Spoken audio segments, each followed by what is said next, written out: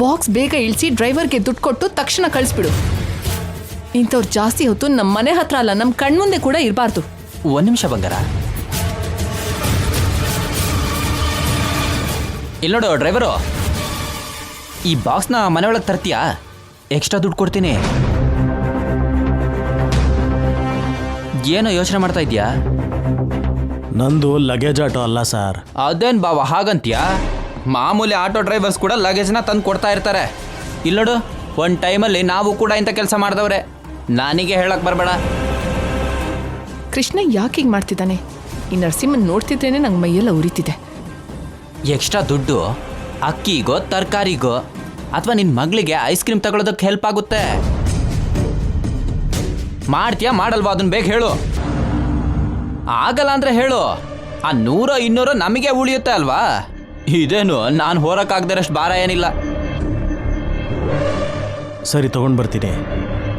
ಒಳಗಡೆ ತಂದಿಟ್ಟ ಮೇಲೆ ದುಡ್ಡು ಕೊಡೋದಕ್ಕೆ ಸತಾಯಿಸಿದ್ರೆ ಚೆನ್ನಾಗಿರಲ್ಲ. ಏಯ್, ನಂದೇನು ಅಷ್ಟೊಂದು ಚೀಪ್ ಮೆಂಟಾಲಿಟಿ ಅಲ್ಲ. ನೀನು ಬೇಗ ತಗೊಂಬಾ.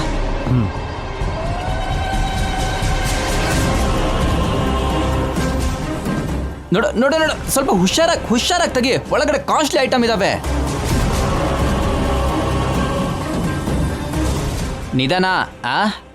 ನಿಧಾನವಾಗಿ ಹೋಗು.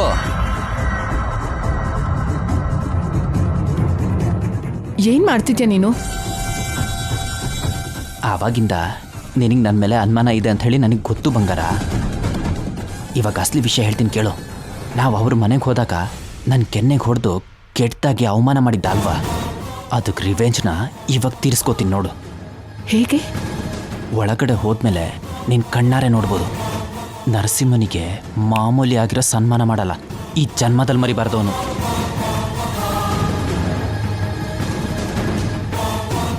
ಏನ್ ನಿಧಾನ ಹೋಗ್ತಾ ಇದೆಯಲ್ಲ, ಬೇಗ ಹೋಗು.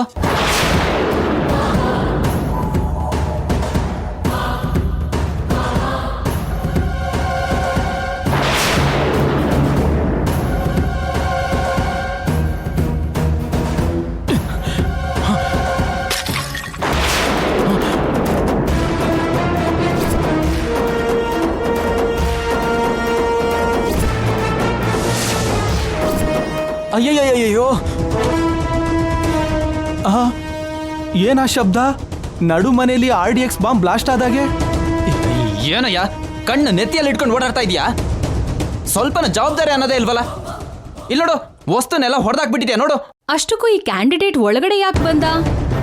ಕಾರ್ ಸ್ಟಾರ್ಟ್ ಆಗ್ಲಿಲ್ಲ ಅಂತ ಇವನ್ ಆಟೋದಲ್ಲಿ ಬಂದ್ವಿ. ಬುದ್ಧಿ ಕಡಿಮೆ ಆಗಿ ನಮ್ಮ ವಸ್ತುನ ಇವನ್ ಕೈ ಕೊಟ್ವಿ. ಎಲ್ಲಾನು ಒಡೆದು ಹಾಕ್ತಾ. ನಾನು ಹೊಡೆದಾಕ್ತೆ ಅಂತಿದ್ದೀರಲ್ಲ, ಕಾಲ್ ಸ್ಲಿಪ್ಪಾಗಿ ಬಿದ್ದೋದೆ. ಅದು ನಮ್ಗೆ ಅವಶ್ಯಕತೆನಾ? ನಿನ್ ಕೈಯಲ್ಲಿ ವಸ್ತು ಇರ್ಬೇಕಾದ್ರೆ ಅದು ನಿಂದೇ ಜವಾಬ್ದಾರಿ ಅಲ್ವಾ? ಹೋಗಿ ಇವನ್ ಆಟೋ ಯಾಕೆ ಹತ್ತಿದ್ರಿ ನೀವು? ಬೇರೆ ಆಟೋನೋ ಕ್ಯಾಬೋ ಸಿಕ್ಕಿಲ್ವಾ ನಿಮ್ಗೆ? ಅಷ್ಟಕ್ಕೂ ಏನ್ ಐಟಮ್ಸ್ ನಿಹಾರಿಕಾ ಇದು? ನಮ್ ಪರ್ಸನಲ್ ಬೆಡ್ರೂಮ್ಗೆ ಅಂತ ತಗೊಂಡಿದ್ದ ಐಟಮ್ಸ್ ಅಕ್ಕ ಇದು. ಇದ್ರಲ್ಲಿ ಕೆಲವೊಂದನ್ನ ಸ್ಪೆಷಲ್ ಆಗಿ ಆರ್ಡರ್ ಕೊಟ್ಟು ತರಿಸ್ಕೊಂಡಿದ್ದೆ. ಇದನ್ ತಗೋಬೇಕು ಅಂತ ಪಾಪ ತುಂಬಾ ದಿನದಿಂದ ಅನ್ಕೋತಿದ್ದೆ ಅಲ್ವಾ? ಸರ್ವ ನಾಶ ಮಾಡ್ದ. ಅಷ್ಟಕ್ಕೂ ಎಷ್ಟು ಕೊಟ್ಟು ತಗೊಂಡೆ ಅಂತ? ಒಟ್ಟು 10 ಅಕ್ಕ. 25,000 ಆಯ್ತು ವಸಂತ ಅವ್ರೆ. 25,000ನಾ? 500-1000ನೋ ಅಲ್ಲ. ಹೇಳ್ಬಾರ್ದು, ಆದ್ರೆ ಇವ್ರು ಯಾವಾಗ ಬಂದ್ರು ನಮ್ಮ ಮನೇಲಿ ಏನೋ ಒಂದು ನಷ್ಟಾನೇ. ನಾನು ಕರೆಕ್ಟಾಗಿನೇ ಬಂದೆ. ಹಿಂದೆಯಿಂದ ಯಾರೋ ಈ ಕಾರ್ಪೆಟ್ನ ಎಳ್ದಂಗಾಯ್ತು. ನೀನೇ ಅಲ್ವಾ ಇದನ್ನ ಎಳೆದಿದ್ದು? ಮಾಡೋದೆಲ್ಲ ಮಾಡ್ಬಿಟ್ಟು ವಾಪಸ್ ನನಗೆ ಅಂತಿದ್ಯಾ ನಿನ್ನ?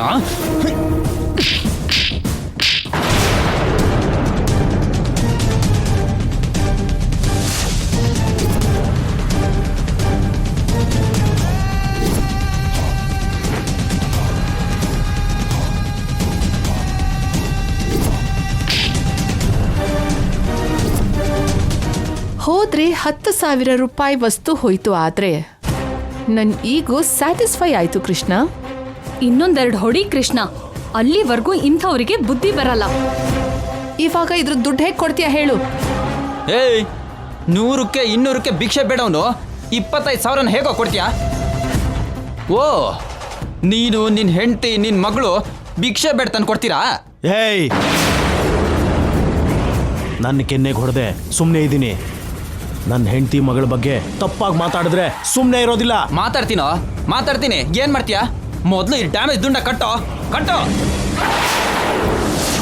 ಏಯ್ ಕೃಷ್ಣ, ಏಯ್ ಕೃಷ್ಣ, ಏಯ್ ಕೃಷ್ಣ.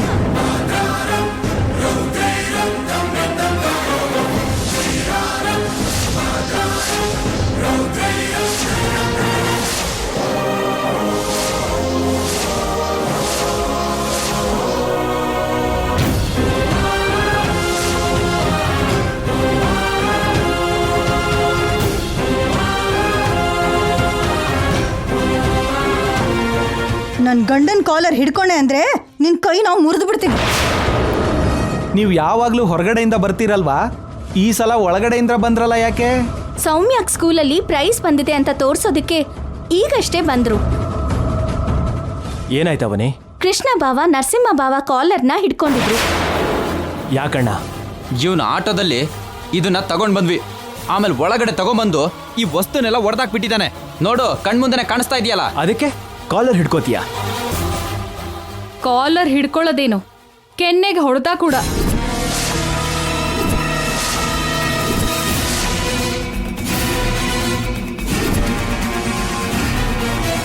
ನನ್ ಗಂಡನ್ ಮೇಲೆನೆ ಕೈ ಮಾಡ್ದ್ಯಾ? ಅಗತ್ಯ ಬಂದ್ರೆ ಕಾಲಲ್ಲಿ ಕೂಡ ಓದಿತೀನಿ. ಆ ಕೆಲ್ಸ ನಾನ್ ಕೂಡ ಮಾಡ್ಬೋದು. ಕೃಷ್ಣಂಗೆ ಅಂತ ಮಾತು ಹೇಳ್ತಿದ್ಯಾ? ಎಷ್ಟು ಧೈರ್ಯ ನಿನಗೆ? ನಿನ್ ಗಂಡನ್ ಮೇಲೆ ಯಾರಾದ್ರೂ ಕೈ ಮಾಡಿದ್ರೆ ಹಾಗೆ ನೋಡ್ತಾ ಸುಮ್ನೆ ಇರ್ತೀಯಾ? ಮರ್ಯಾದೆಯಿಂದ ಮಾತಾಡು. ಮರ್ಯಾದೆ ಕೊಡೋರ್ ಹತ್ರ ಮರ್ಯಾದೆಯಿಂದಾನೇ ಮಾತಾಡ್ತೀನಿ. ನಿನ್ ಮಾತಿಗೆ ನಮ್ಮ ಅತ್ತೆ ಮಾವ ಭಯ ಪಡೋ ಹಾಗೆ ಎಲ್ರು ಭಯ ಪಡ್ತಾರೆ ಅಂತ ಅನ್ಕೋಬೇಡ. ಏನ್ ಮಾಡ್ತೀಯಾ? ನನ್ ಬಗ್ಗೆ ಇನ್ನೊಂದ್ಸರಿ ತಪ್ಪು ಮಾತಾಡು, ಏನ್ ಮಾಡ್ತೀನೋ ನೋಡುವಂತೆ. ಮಾತಾಡ್ತೀನಿ. ಅಕ್ಕ, ನೀನ್ ಸುಮ್ಮನೆ ಇರಕ್ಕ. ಮಿಸ್ ಆಗಿ ಏನೋ ನಡೆದ್ರೆ ಹೊಂದ್ಕೊಂಡು ಹೋಗ್ಬೇಕೇ ಹೊರತು ಕೈ ಮಾಡೋದು ಎಂತದ್ದು ಬಾವ? ಬೇಕಾಗಿದ್ರೆ ಆ ಡ್ಯಾಮೇಜ್ ದುಡ್ಡನ್ನ ನಾನೇ ಕೊಡ್ತಾ ಇದ್ದೆ.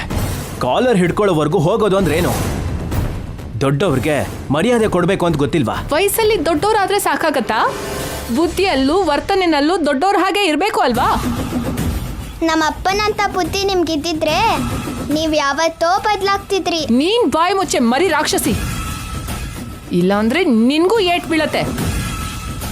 ನಿನಗ್ ದಮ್ಮಿದ್ರೆ, ನೀನ್ ಈ ವಂಶಕ್ ನಿಜವಾದ ಸೊಸೆನೇ ಆಗಿದ್ರೆ, ನಿಂದು ನಿಜವಾದ ಜಾತಕನೇ ಆಗಿದ್ರೆ ನನ್ ಕಣ್ ಮುಂದೆ ನನ್ ಮಗಳಿಗೆ ಹೊಡಿಯೇ. ಅದಾದ್ಮೇಲೆ ಏನ್ ನಡೆಯತ್ತೋ ನೋಡ್ತಿರೋ.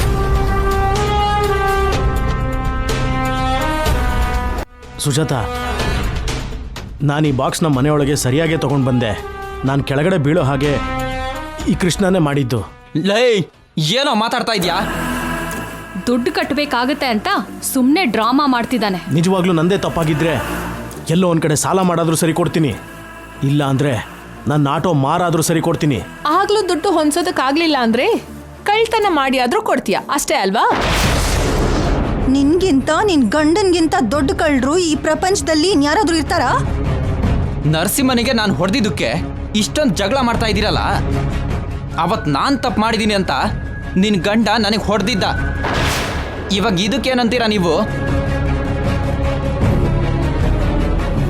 ಇವಾಗ ಈ ನರಸಿಂಹ ತಪ್ಪು ಮಾಡಿರೋದಕ್ಕೆ ನಾನು ಹೊಡೆದಿರೋದು.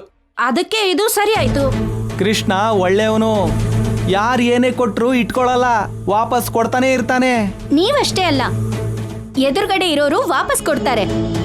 ಎಲ್ಲ ದಿನಾನೂ ನಮಗ್ ಬೇಕಾದ ಹಾಗಿರಲ್ಲ ಅಲ್ವಾ? ಯಾವತ್ತೋ ನಡೆದಿದ್ದನ್ನ ಮನ್ಸಲ್ಲಿ ಇಟ್ಕೊಂಡು ಹೀಗ್ ಮಾತಾಡ್ತೀರಾ? ನನಗ್ ಕೈಗೆ ಸಿಗ್ದೇನೆ ಹೋಗಲ್ಲ. ಆವಾಗ ನೋಡ್ಕೋತೀನಿ ಒಬ್ಬೊಬ್ಬರ ವಿಷಯನು. ನಿನ್ ಗಂಡನೇ ನಮ್ಮೇಲಿನ ಕೋಪಕ್ಕೆ ಇದನ್ನೆಲ್ಲ ಒಡೆದು ಹಾಕಿದಾನೆ. ಇನ್ನು ನೀವು ಒಂದು ಕ್ಷಣ ಕೂಡ ನಮ್ಮ ಮನೆಯಲ್ಲಿರ್ಬೇಡಿ, ಹೊರಗಡೆ ಹೋಗಿ. ನೀವು ನನ್ನ ಕುಟುಂಬಕ್ಕೆ ಮಾಡಿರೋ ಅವಮಾನನ ಮನ್ಸಲ್ಲಿಟ್ಕೊಂಡು ಹೋಗ್ತಿದ್ದೀನಿ. ವಾಪಸ್ ಕೊಡಬೇಕಾಗಿರೋ ಸಮಯದಲ್ಲಿ ಕೊಡ್ತೀನಿ. ಬನ್ನಿ ಹೋಗೋಣ, ನಡಿ. ಅಕ್ಕ,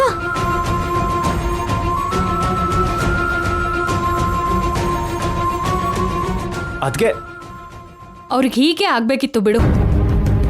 ವೇದವತಿ ಮನೆ ವಾರಸ್ದಾರರು ಅಂತ, ವೇದವತಿ ಮನೆ ಸೊಸೆ ಅಂತ ಒಬ್ಬೊಬ್ಬರಿಗೂ ಅಹಂಕಾರ ತಲೆಗೆ ಅಕ್ಕ ಏರಿದೆ. ನಿಂತ್ಕೋ ಅಕ್ಕ. ಅಣ್ಣ ನಿಲ್ಲಿ ಪ್ಲೀಸ್. ಯಾಕೆ ತಡಿತಿದ್ದೀರಾ? ಅವ್ರು ನಮ್ಗೆ ಅವಮಾನ ಮಾಡೋದು ಇನ್ನೂ ಏನಾದ್ರೂ ಉಳ್ದಿದ್ಯಾ? ನಡೆದಿದ್ದಕ್ಕೆ ಅವ್ರ ಪರವಾಗಿ ನಾವು ಸಾರಿ ಕೇಳ್ತೀವಿ ಅಕ್ಕ. ತಪ್ಪು ಮಾಡಿದ್ದು ಅವರು, ಕ್ಷಮಾಪಣೆ ಕೇಳಬೇಕಾಗಿರೋದು ಅವರು. ನೀವ್ಯಾಕೆ ಕ್ಷಮಾಪಣೆ ಕೇಳ್ತಾ ಇದ್ದೀರಾ? ಸ್ವಲ್ಪ ಹೊತ್ತೀರಿ. ಅಪ್ಪ ಅಮ್ಮ ಬಂದ್ಮೇಲೆ ನಡೆದಿದ್ನೆಲ್ಲ ಹೇಳಿ ಅವ್ರ ಹತ್ರ ಕ್ಷಮಾಪಣೆ ಕೇಳಿಸ್ತೀನಿ. ಈ ವಿಷಯನ ನಾನು ಇಲ್ಲಿಗೆ ಬಿಡಲ್ಲ. ನಡೆಯೋ ಕೆಲಸ ಅಲ್ಲ ಅದು. ನೀನ್ ಹಗಲ್ಗನಸ್ ಕಾಣೋದನ್ನ ನಿಲ್ಸು ಶ್ರೀಕರ್. ನನ್ನ ಮಾತು ಕೇಳಿ ಸ್ವಲ್ಪ ಹೊತ್ತು ಕಾಯಿರಿ, ಅದಕ್ಕೆ ನಾನು ಏನು ಮಾಡ್ತೀನಿ ಅಂತ ನೋಡ್ಬೋದು. ಅಕ್ಕ ನೀವು ಒಳಗಡೆ ಬನ್ನಿ.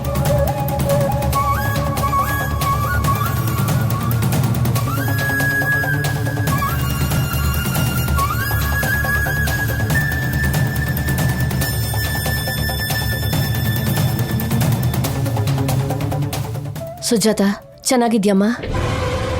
ನರಸಿಂಹ, ನಿನ್ನ ಆರೋಗ್ಯ ಹೇಗಿದೆ? ನಾವ್ ಚೆನ್ನಾಗಿರ್ಬೇಕು ಅನ್ಕೊಂಡ್ರು, ಸಂತೋಷವಾಗಿರ್ಬೇಕು ಅನ್ಕೊಂಡ್ರು ನಿಮ್ ಎರಡನೇ ಮಗ ಸೊಸೆ ಇರೋಕ್ ಬಿಡಲ್ವಲ್ಲ. ಏನ್ ನಡೀತಮ್ಮ? ಕೃಷ್ಣ ಚಿಕ್ಕಪ್ಪ ನಮ್ಮ ಅಪ್ಪಂಗೆ ಹೊಡೆದ್ರು ತಾತ. ಯಾಕೆ ಹಾಗೆ ಮಾಡ್ದ? ಕೊಬ್ಬು ಜಾಸ್ತಿ ಆಗಿ. ಏನ್ ನಡೀತು ಅಂತ ಹೇಳಿ. ಕಾರ್ ಹಾಳಾಗಿತ್ತು ಅಂತ ದಾರಿಲಿ ನನ್ನ ಆಟೋ ನಿಲ್ಸಿದ್ರು ಅವರು.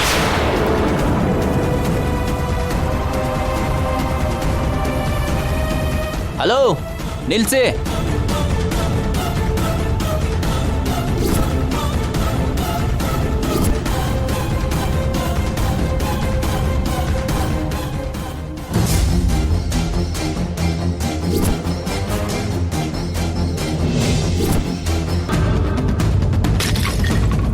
ನಿನ್ನ ಮೊದಲು ಈ ಡ್ಯಾಮೇಜ್ ದುಂಡ ಕಟ್ಟೋ.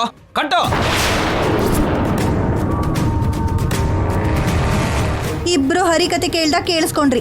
ಇವಾಗ ಏನ್ ಮಾಡೋಕ್ಕಾಗತ್ತೆ? ನಮಗ್ ನ್ಯಾಯ ಕೊಡಿಸ್ತೀರಾ? ಅವರಿಬ್ಬರ ಹತ್ರ ಕ್ಷಮಾಪಣೆ ಕೇಳಿಸಿ ಅಪ್ಪ. ನರಸಿಂಹಣ್ಣನ ಇಬ್ರು ಬೇಕು ಅಂತಾನೆ ಟಾರ್ಗೆಟ್ ಮಾಡಿದ್ದಾರೆ. ಬೇಕು ಅಂತಾನೆ ನನ್ನ ಆಟೋ ಹತ್ತಿದ್ರು, ಬೇಕು ಅಂತಾನೆ ನನ್ನ ಹತ್ರ ಬಾಕ್ಸ್ ತರೋದಕ್ಕೆ ಹೇಳಿದ್ರು, ಬೇಕು ಅಂತಾನೆ ನಾನು ಕೆಳಗಡೆ ಬೀಳೋ ಹಾಗೆ ಮಾಡಿದ್ರು. ಅವರನ್ನು ನಾನು ಬಿಡಲ್ಲ. ಅತ್ತೆ, ನಡೆದಿದ್ದೇನೋ ನಡೆದೋಯ್ತು ಅಂತ ಸಮಾಧಾನದ ಮಾತು ಹೇಳಬೇಡಿ. ಅಕ್ಕ ಬಾವಂಗೆ ನ್ಯಾಯ ಕೊಡಿಸಿ. ನಿಹಾರಿಕಾ ಬೇಕು ಅಂತಾನೆ ಜಗಳ ಮಾಡಿ ಅವಮಾನ ಮಾಡ್ತಿದ್ದಾಳೆ. ನಮ್ ಕುಟುಂಬ ನಿಮಗ್ ಗುಲಾಮರಾಗಿ ಸೇವೆ ತ್ಯಾಗ ಮಾಡ್ತಿದೀವಿ. ನಿಮಗೆ ನಮ್ಮ ಮೇಲೆ ದಯೆ ಮಾತ್ರ ಇಲ್ಲ. ಕೃಷ್ಣ ಬಾವಂಗೆ ಶಿಕ್ಷೆ ಆಗ್ದ ಹಾಗೆ, ಜೈಲಿಗೆ ಹೋಗದೆ ಇರೋ ಹಾಗೆ ನರಸಿಂಹ ಬಾವ ಕಾಪಾಡಿದ್ರು. ಅವ್ರಿಗೆ ಆ ಕೃತಜ್ಞತೆ ಕೂಡ ಇಲ್ದೇ ಇರೋ ಹಾಗಾಗಿದೆ. ಅಮ್ಮ, ಈ ವಿಷಯದಲ್ಲಿ ನೀವೇನಾದ್ರೂ ಒಂದು ಮಾಡಲಿಲ್ಲ ಅಂದರೆ ಮನೇಲಿ ಎಲ್ಲರೂ ದಾರಿ ತಪ್ತಾರೆ. ಶಿಸ್ತು ಅನ್ನೋದೇ ಇರೋದಿಲ್ಲ. ಆಮೇಲೆ ನಿಮ್ಮಿಷ್ಟ. ಇರಲ್ಲ, ಇವರಲ್ಲಿ ಯಾವುದೇ ವ್ಯತ್ಯಾಸನೂ ಇರಲ್ಲ. ಇದಕ್ಕೆ ಅವನಿ ಈ ಕುಟುಂಬಕ್ಕೋಸ್ಕರ ಏನ್ ಮಾಡ್ಬೇಕಾಗಿರೋ ಅಗತ್ಯನೂ ಇಲ್ಲ ಅಂತ ನಾನ್ ನಿನ್ನ ಹತ್ರ ಹೇಳೋದು. ಯಾಕೆ ಮೌನವಾಗೇ ಇದ್ದೀರಪ್ಪ? ನಡೆದಿದ್ದು ಅನ್ಯಾಯ ಅಂತ, ನ್ಯಾಯ ಸಿಗಬೇಕು ಅಂತ ನಾವು ಕೇಳ್ತಿರೋದ್ರಲ್ಲಿ ತಪ್ಪಿದ್ಯಾ? ಅವತ್ತು ನಿಮ್ಮ ಕೃಷ್ಣನ ಜೈಲಿಗೆ ಕಳಿಸಿದ್ರೆ ಚೆನ್ನಾಗಿರ್ತಿತ್ತು. ಲೆಕ್ಕ ಎಲ್ಲ ಚುತ್ತ ಆಗ್ತಿತ್ತು. ಈ ವಿಷಯದಲ್ಲಿ ಅವರನ್ನ ನಾವು ಸಮರ್ಥಿಸೋದಿಲ್ಲಮ್ಮ. ಖಂಡಿತವಾಗ್ಲೂ ಇದ್ರ ಮೇಲೆ ಕ್ರಮ ತಗೋತೀವಿ. ಹೌದಮ್ಮ, ವಸ್ತುಗಳು ಹಾಳಾಯ್ತು ಅಂದ್ ಮಾತ್ರಕ್ಕೆ ಬಂಧುಗಳ ಮೇಲೆ ಕೈ ಮಾಡೋದು ಖಂಡಿಸಬೇಕಾದ ವಿಷಯನೇ. ಮಗ ಆದ್ರೂ ಸರಿ, ಸೊಸೆ ಆದ್ರೂ ಸರಿ, ನಿರ್ಲಕ್ಷ್ಯ ಮಾಡೋಲ್ಲ, ಕ್ಷಮಿಸೋದು ಇಲ್ಲ. ನರಸಿಂಹನ್ ಮೇಲೆ ಕೈ ಮಾಡಿದ್ದು ಮೇಲೋಟಕ್ಕೆ ತಪ್ಪೆ. ನಿಮಗ್ ನಾನು ನ್ಯಾಯ ಕೊಡಿಸ್ತೀನಿ. ನನ್ನ ಜೊತೆ ಬನ್ನಿ. ಬನ್ನಿ ನಡಿಯಮ್ಮ, ಬಾವೇದ ಬನ್ನಿ. ಬಾ ಅಕ್ಕ, ಬನ್ನಿ. ಬಾ. ಬನ್ನಿ. ಬನ್ನಿ. ಹೊರಗಡೆ ಹೋಗಿ ಪಂಚಾಯಿತಿ ನಡೆಸ್ತಿದ್ದಾರೆ. ಏನ್ ಮಾಡ್ತಾರೋ ಏನೋ. ಅವ್ರಿಗೆ ಬೆಲೆ ಇರೋ ಜಾಗದಲ್ಲಿ ಹೇಳ್ಕೊಳ್ಳಿ. ಅದಕ್ಕೆ ನಂಗೇನು ಮಾಡೋಕ್ಕಾಗಲ್ಲ.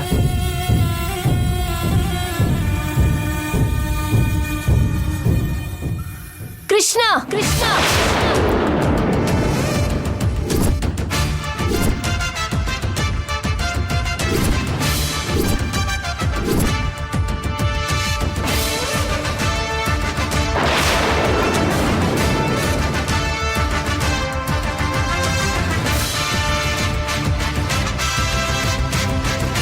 ಅತ್ತೆ ಮಾವನ ಹತ್ರ ನಡೆದಿದ್ದನ್ನೆಲ್ಲ ಹೇಳಿರೋ ಹಾಗಿದ್ದಾರೆ. ನೋಡಿ, ನೀವ್ ಎಲ್ಲೋ ಬಗ್ಬೇಡಿ. ಇವತ್ ಏನ್ ನಡಿಬೇಕೋ ಅದೇ ನಡೆಯುತ್ತೆ. ನಿಮಗ್ ನಾನ್ ಸಪೋರ್ಟ್ ಆಗಿರ್ತೀನಿ.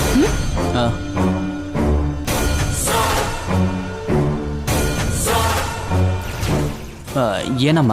ಕೃಷ್ಣ, ನೀನ್ ಮಾಡಿರೋ ಕೆಲ್ಸ ಸರಿ ಇಲ್ಲ.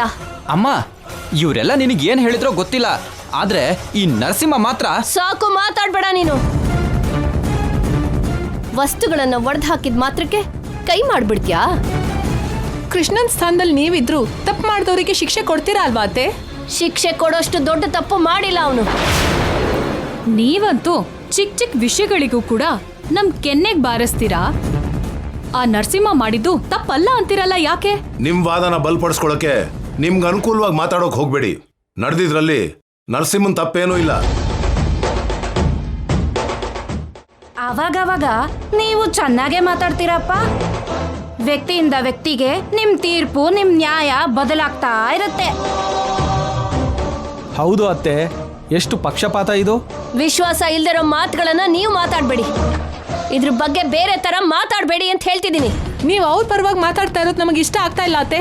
ನಾನು ನ್ಯಾಯದ ಪರವಾಗಿ ಮಾತಾಡ್ತಾ ಇದ್ದೀನಿ, ಅದನ್ನ ನೀವು ಅರ್ಥ ಮಾಡ್ಕೊಳ್ಳಿ. ನೀನ್ ಆಕ್ಸಿಡೆಂಟ್ ಮಾಡಿದ್ರೆ ತನ್ನ ಮೇಲೆ ಆರೋಪ ಹಾಕೊಂಡು ನಿನ್ನನ್ನ ಜೈಲಿಗೆ ಕಳಿಸ್ದೆ ನರಸಿಂಹ ಕಾಪಾಡಿದಾನೆ. ನರಸಿಂಹ ಹಾಗೆ ಮಾಡದೆ ಇದ್ದಿದ್ರೆ ಇವಾಗ ನೀನು ನಮ್ಮ ಮಧ್ಯ ಹೀಗಿರ್ತಿದ್ಯಾ? ನೀವೊಂದ್ ವಿಷಯನ ನೆನ್ಪು ಮಾಡ್ಕೋಬೇಕು ಅತ್ತೆ. ಆವಾಗ ನರಸಿಂಹ ಕಾಪಾಡಿದ್ದು ಕೃಷ್ಣನಲ್ಲ, ಶ್ರೀಕರ್ನ.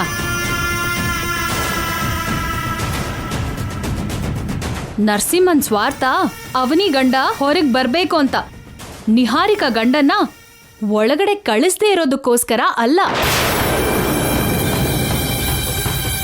ಮನೆ ದೊಡ್ಡ ಸೊಸೆಯಾಗಿ ನೀನ್ ಈ ರೀತಿ ಮಾತಾಡಬಾರ್ದಮ್ಮ. ಎಲ್ರೂ ಒಟ್ಟಿಗೆ ಬಾಳೋ ಹಾಗೆ ಮಾಡಬೇಕು. ಹೀಗೆ ಬೇರೆ ಮಾಡೋ ದಾಟಿಯಲ್ಲಿ ಮಾತಾಡಬಾರ್ದು. ಬೇರೆ ಮಾಡಿದ್ರೆ ನನ್ಗೇನ್ ಬರುತ್ತೆ ಮಾವ? ಬರೋಲ್ಲ ಅಂದ್ಮೇಲೆ ನ್ಯಾಯವಾಗಿರಮ್ಮ. ನಾನು ನ್ಯಾಯವಾಗೇ ಮಾತಾಡ್ತಿದ್ದೀನಿ, ನಿಮಗೆ ಗೊತ್ತಾಗ್ತಿಲ್ಲ. ನಮ್ಮ ಅನುಭವದಲ್ಲಿ ಯಾರು ಎಂತವ್ರು ಅಂತ ಯಾವತ್ತೋ ಗುರ್ತಿಸಿದೀವಮ್ಮ. ನೀನ್ ನಮಗ್ ನೀತಿ ಹೇಳ್ಬೇಡ. ಅಕ್ಕ ಕೇಳ್ತಾ ಇರೋದ್ರಲ್ಲಿ ತಪ್ಪೇನಿದೆ ಅತ್ತೆ? ನಾನು ತುಂಬಾ ವಿಷಯಗಳಲ್ಲಿ ನಿನಗೆ ಜೊತೆಯಾಗಿದ್ದೆ. ನಿನ್ನ ಗಂಡನ ವಿಷಯದಲ್ಲಿ ತುಂಬಾ ಸಮರ್ಥನೆ ಮಾಡ್ಕೊಂಡಿದ್ದೀನಿ. ಇವಾಗ ನೀನ್ ಮಾಡಿದ್ದು ಮಾತ್ರ ನನಗಿಷ್ಟ ಆಗ್ಲಿಲ್ಲ. ಅದಕ್ಕೆ ನೀವಿಬ್ರು ಸುಜಾತ ಅವ್ರ ಹತ್ರ ಕ್ಷಮಿಸಿ ಅಂತ ಕೇಳ್ಕೊಳ್ಳಿ.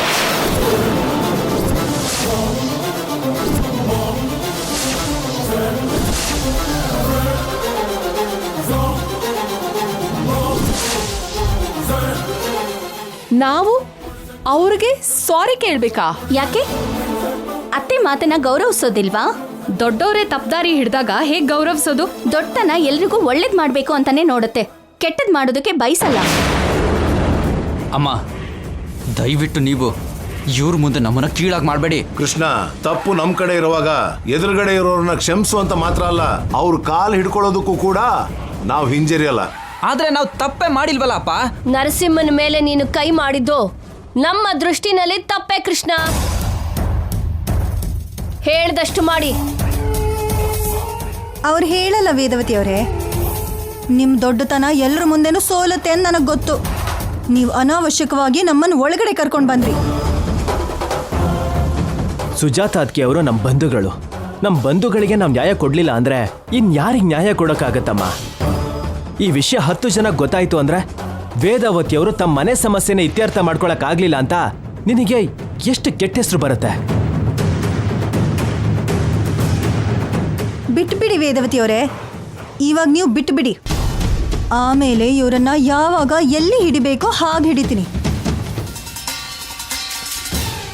ಈ ಸರಿ ಅವನಿಗೋಸ್ಕರ ಆಗ್ಲಿ ಶ್ರೀಕರ್ಗೋಸ್ಕರ ಆಗ್ಲಿ ಯಾರಿಗೋಸ್ಕರನೂ ಇವ್ರನ್ನ ಬಿಡೋಲ್ಲ. ಜೈಲ್ ಕಂಬಿ ಎಣಸೋ ಹಾಗೆ ಮಾಡ್ತೀನಿ.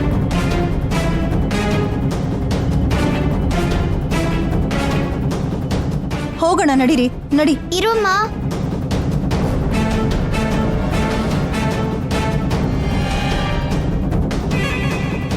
ನಾವು ಭಿಕ್ಷೆ ಬಿಡ್ತೀವಿ ಅಂತ, ನಾವು ಕಳ್ತನ ಮಾಡ್ತೀವಿ ಅಂತ ನಮ್ಮ ಮಾತ್ಗೂ ಹೇಳ್ತಾನೆ ಇದ್ರು. ಇಂಥವ್ರನ್ನ ಹೇಗೆ ತಾನೇ ಬಿಡ್ತೀವಿ? ಖಂಡಿತವಾಗ್ಲೂ ಶಿಕ್ಷೆ ಕೊಡಬೇಕು.